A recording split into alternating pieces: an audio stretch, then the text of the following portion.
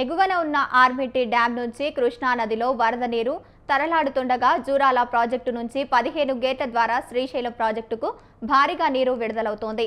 ఈ నేపథ్యంలో కృష్ణమ్మ ఉరకలు వేస్తూ శబ్దాలతో ముందుకు సాగుతోంది.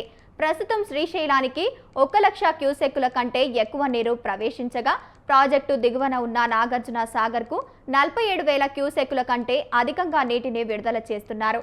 ప్రాజెక్టు కుడి ఎడమ వైపు విద్యుత్ ఉత్పత్తి కేంద్రాల ద్వారా నిరంతరాయంగా విద్యుత్ ఉత్పత్తి కొనసాగుతోంది.